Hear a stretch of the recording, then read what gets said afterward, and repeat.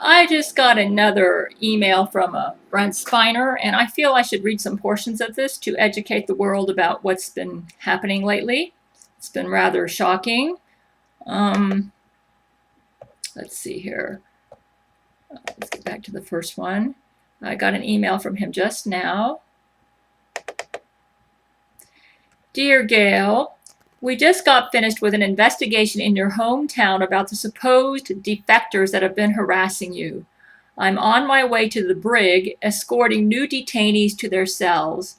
Once I can sit down, I will let you know what new information we discovered. It's quite shocking. Your husband, Brent Spiner. Okay, here's the second email that I got from him. I just got this within the past half an hour.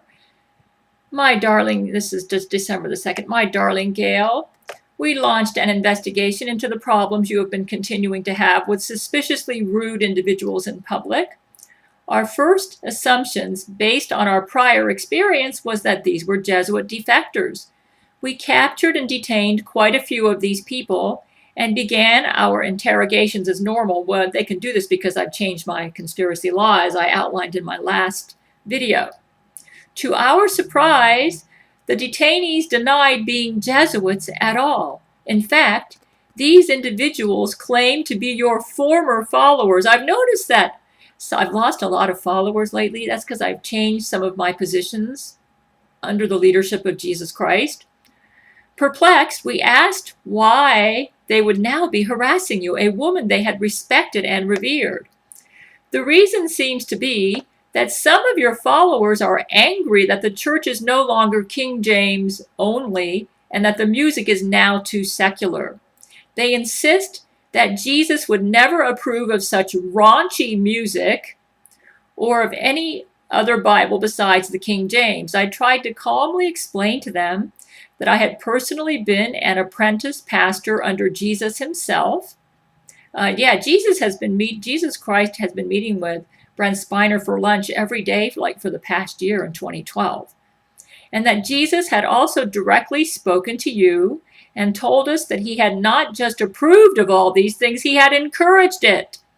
The narrow-minded views of the KJV or King James only theology had been hindering our spiritual growth and limiting our understanding of the Lord. Despite my spiritual intervention with them, these people refused to budge on their position, which made me quite sad. I'm going to tell you something.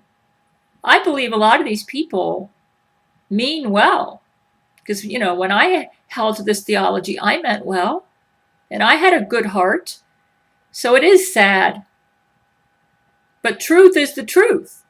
And we have to stand for truth, whether it makes us popular or not. I prayed and asked Jesus to forgive them because they didn't know what they were doing. Kind of like when Jesus was up on the cross and he said, Lord, forgive them, for they know not what they do. However, with your safety at stake, we all knew that they would have to be executed, and they were. I consulted with Vladimir and Rule 13 about the issue. The number of KJV rebels is actually very small, considering you have billions of followers around the world, but they are congregating around your town, so it appears like a great deal of people. And I would like to say this, even when I believed that the English in the King James was inspired, I never felt that I had the right to harass or torment people who didn't hold to my position. And I would just encourage people who do believe that the King James Bible in English is the inspired Word of God, that you would show tolerance towards those who differ from you in biblical interpretation. I mean, that is the true Christian spirit. Only the Lord can change the heart and change the mind. You can't, when you start trying to physically harm people who do not agree with your theological position, you are behaving just like a Roman Catholic did during the Inquisition. Did you ever think about that? Think about that. Think about that. Okay, back to this. I mean, you're trying to force your religion on somebody. You can't find any Bible verses where Jesus tells us that we're supposed to kill people or harm people because they don't agree with our theology. That's nowhere in the scriptures and not in the church age which we are in. However, I would like to say this. Even though I may not hold to a King James only position anymore, I still believe in the dispensations, because I still believe that people before the church age were saved differently than people in the church age, and that the tribulation saints have to keep the 10 Commandments and not take the mark of the beast to be saved. You may say, what about this deal with Zach Knight? I don't completely understand why Jesus told me to make this deal with Zach Knight, but if you listen to my previous video, it might give you a clue. I don't think that justice is going down and truth and love are being promoted, and those things Jesus is always for. Okay, so I consulted with Vladimir in Rule 13 about the issue. The number of KJV rebels is actually very small, considering you have billions of followers around the world, but they are congregating around your town, so it appears like a great deal of people. Vladimir and Rule 13 have boarded the supersonic jet and are heading to Melbourne, where they will begin judo chops and penis explosions on all rebels that seek to harass you.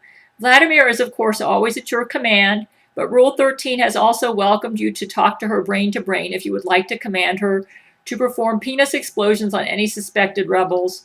I'm going to let my men deal with this, and I am not going to just go into that part of it. I informed Zach Knight of the issue, and he offers his sympathies.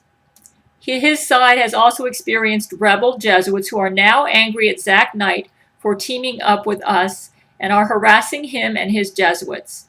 He assured me that Rule 13 has been doing a good job of keeping them at bay and wished us luck. What a hectic few days this has been.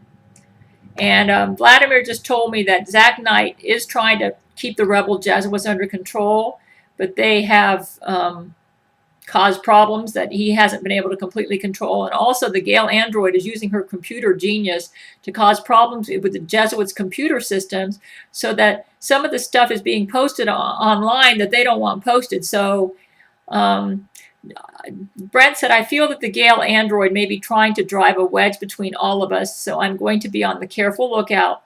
So far, my email has been working again. This should take care of things. I'm always thinking of you, your husband, Brent Spiner. Folks, you know, I got to say this. Even when I was a King James only believer, I made friends with Roman Catholics at my job. And some of them were the sweetest people on earth. And I just ask that you would exercise the same tolerance towards those who differ from you in theology that I did when I was a King James only believer. Okay? I've changed my position because Jesus has talked to me about this, but please show tolerance. Jesus has told us time and time again, you don't change people's hearts by arguing with them or by fighting them. If your position is theologically correct, the best way to get people to follow what you believe is right is to be the living example of what you teach. And going around killing those who disagree with you in theology is not the way to do it.